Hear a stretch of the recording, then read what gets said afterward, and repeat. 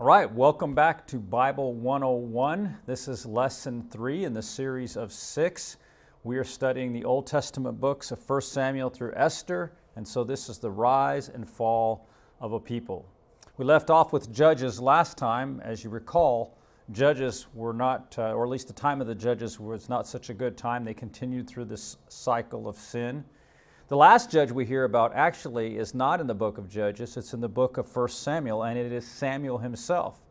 And Samuel was a good judge, and he was also a prophet, but his sons were looking to take over his position, take over his leadership, and his sons were not good men.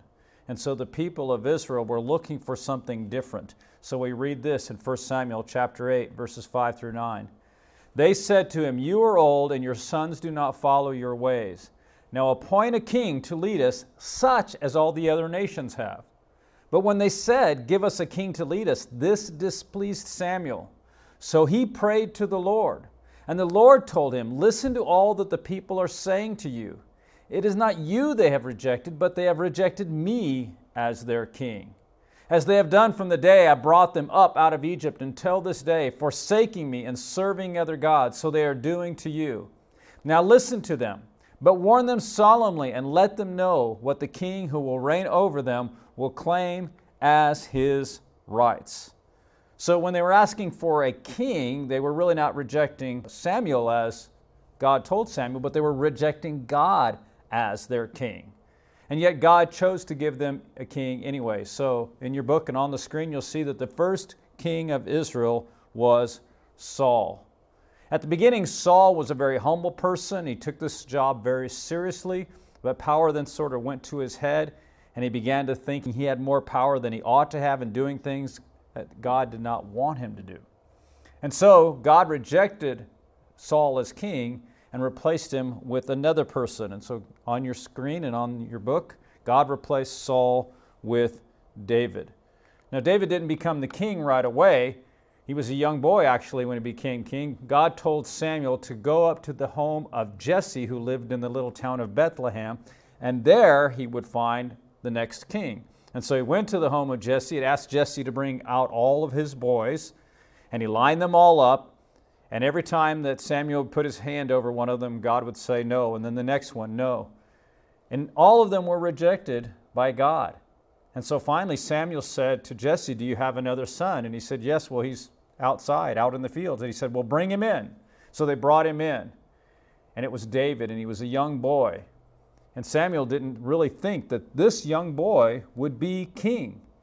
But God said this to him, 1 Samuel chapter 16. "But the Lord said to Samuel, do not consider his appearance or his height, for I have rejected him. The Lord does not look at the things people look at. People look at the outward appearance, but the Lord looks at the heart." And so Samuel took some oil and poured it on David's head and anointed him with oil. So in your book and on the screen, you'll see David then became the anointed one.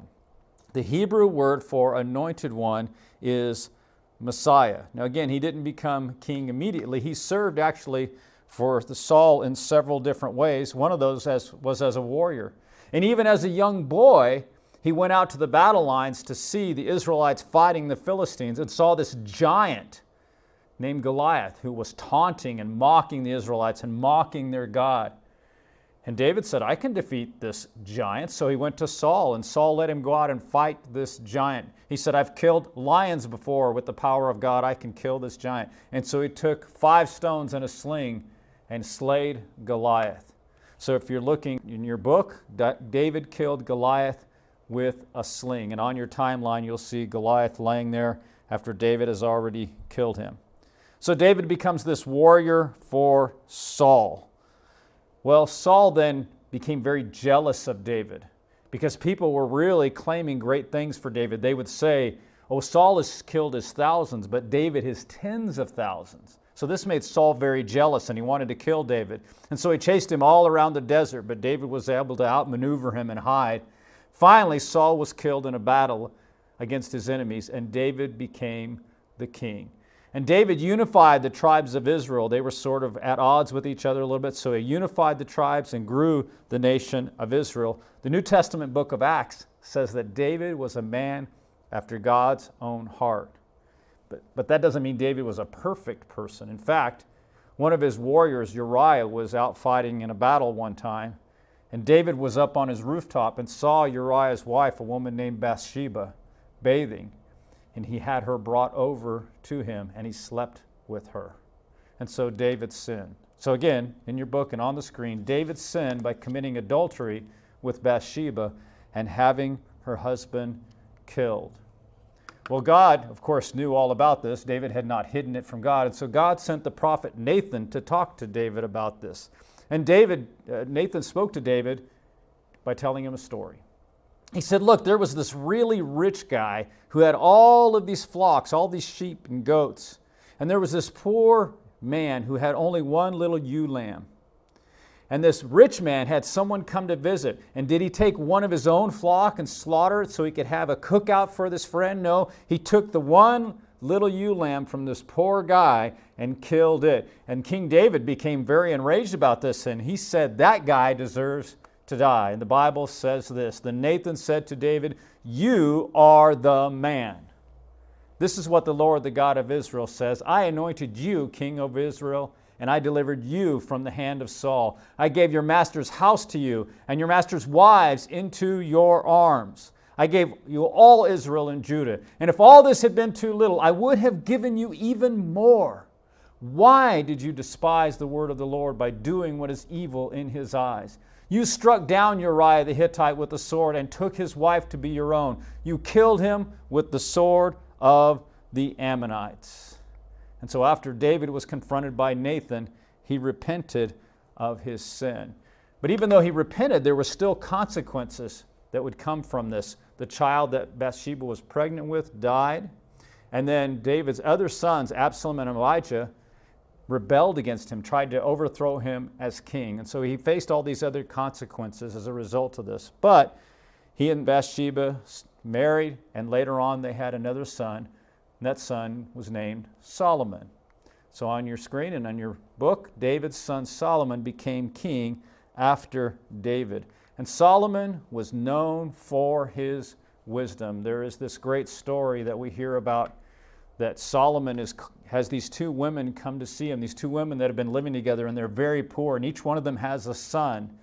And while they're sleeping during the night, one of them rolls over on her son and smothers him. She wakes up and sees what's happened, and after she gets over being distraught, she switches with the other woman and gives her dead child to the other woman. Well, when the other woman wakes up, there's her dead son, but then she realizes, this isn't my son, that's her son. So the two of them came before King Solomon for him to resolve this problem.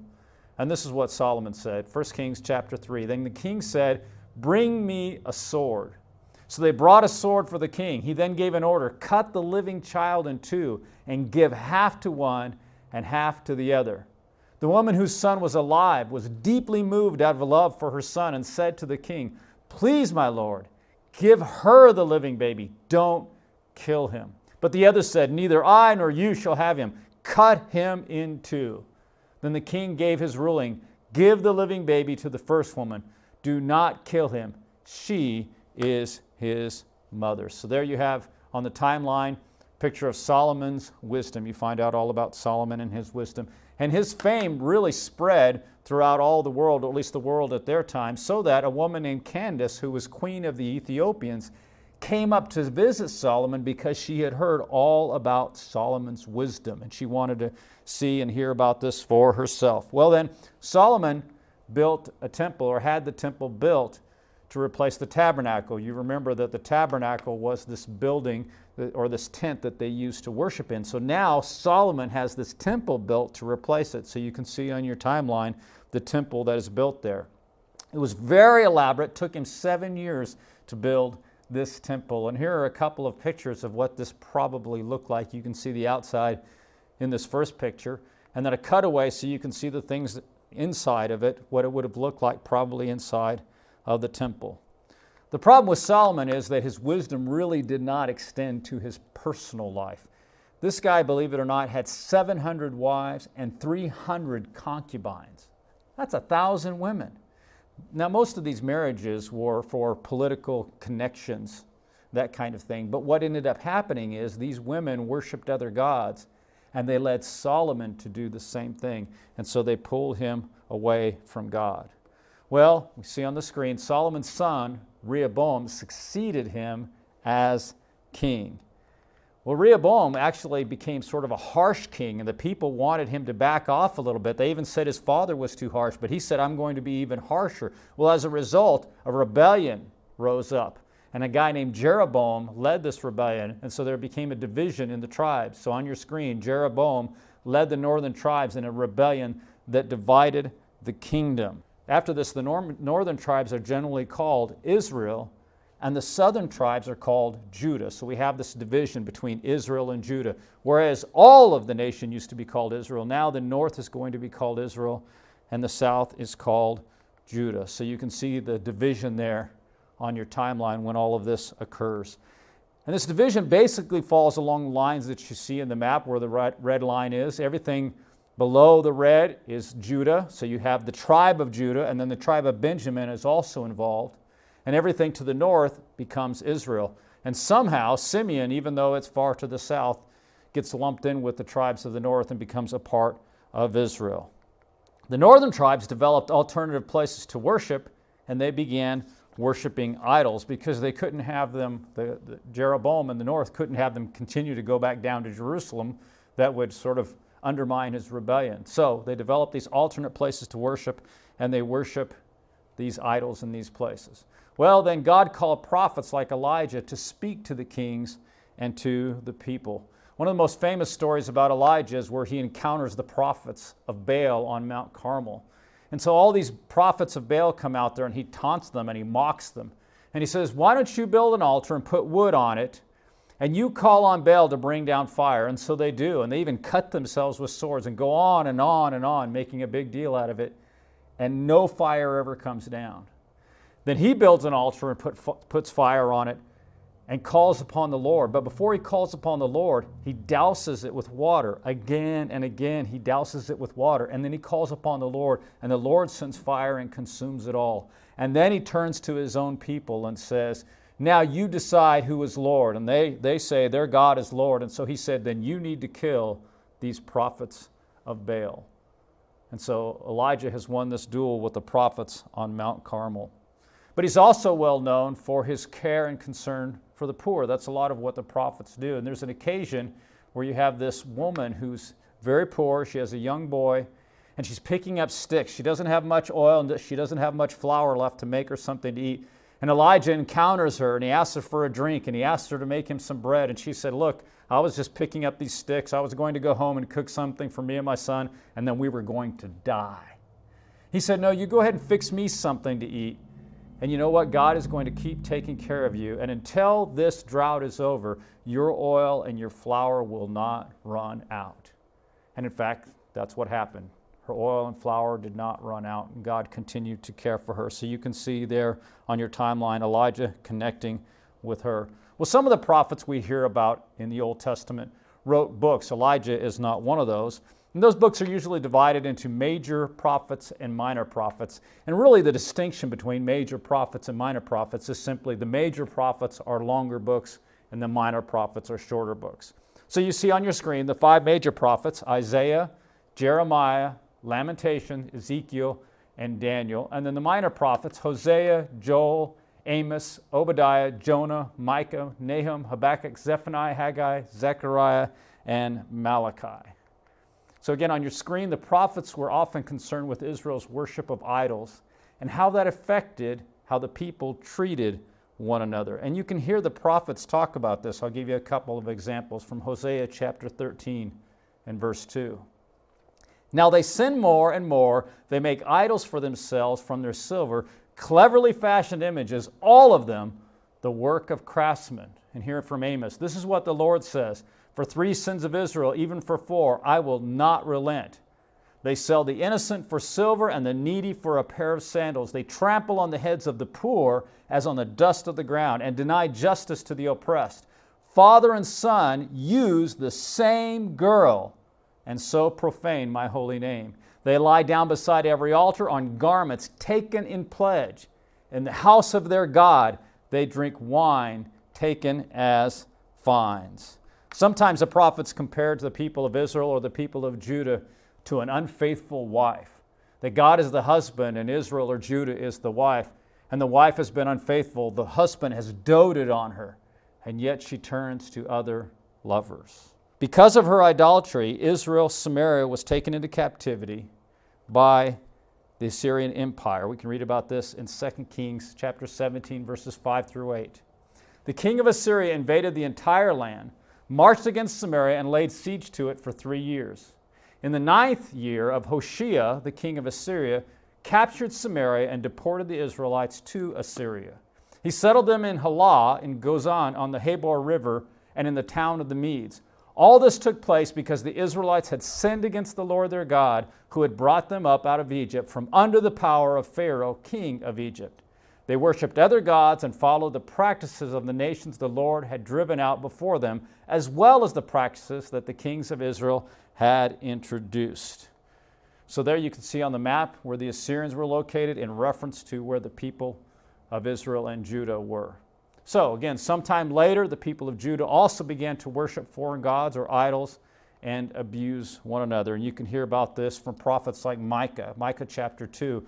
Woe to those who plan iniquity, to those who plot evil on their beds. At morning's light they carry it out because it is in their power to do it. They covet fields and seize them, and houses and take them. They defraud people of their homes. They rob them of their inheritance. Therefore the Lord says, I am planning disaster against this people from which you cannot save yourselves. You will no longer walk around proudly, for it will be a time of calamity. And so, in your book and on the screen, because of her sin, the people of Judah were carried off into captivity in Babylon, and the city of Jerusalem was totally destroyed. And so you can see on your map there the map of the Babylonians and where that is in reference to Israel and Judah. And then we have this passage in Chronicles that tells us what happened to the people of Judah. The Lord, the God of their ancestors, sent word to them through their messengers again and again, because he had pity on his people and on his dwelling place. But they mocked God's messengers, despised his words, and scoffed at his prophets until the wrath of the Lord was aroused against his people, and there was no remedy. He brought up against them the king of the Babylonians, who killed their young men with the sword in the sanctuary, and did not spare young men or young women, the elderly or the infirm. God gave them all into the hands of Nebuchadnezzar. And so there you can see on your timeline the destruction of the city of Jerusalem, and then they were all hauled into captivity. We also have here a chronology of the Old Testament prophets, so we can see when the Assyrians took over Israel or Samaria in the north, and Babylon took over Judah in the south, and you can kind of get a sense of where the prophets fall in all of that. Well, the empire of Persia allowed the people of Judah to return home. So the books of Ezra, Nehemiah, and Esther tell us all about this period of time. And it was about 400 years after the last event in these books that Jesus came. And so then we reach the end of the Old Testament in terms of the historical period. Next week we're going to talk about, or next time we're going to talk about the wisdom books, but they don't really fall within a timeline period. Okay, so let's spend a minute talking about the lessons that can be learned here. First of all, the lessons about God. Despite Israel's unfaithfulness, God was always faithful. Israel just removed herself from the promises by being sinful. God made a promise to Israel that he would never leave her nor forsake her, and he never did. And finally, but he also told her that there would be consequences if she sinned, and there were consequences. Here's some lessons to be learned about the prophets. Prophets are those who speak the word of the Lord. Now, sometimes that involves telling what will happen in the future. That's what a lot of us think of prophets. But sometimes it simply means preaching to people about their lives. So that's the end of this section. We'll pick up again with lesson 4. Thank you.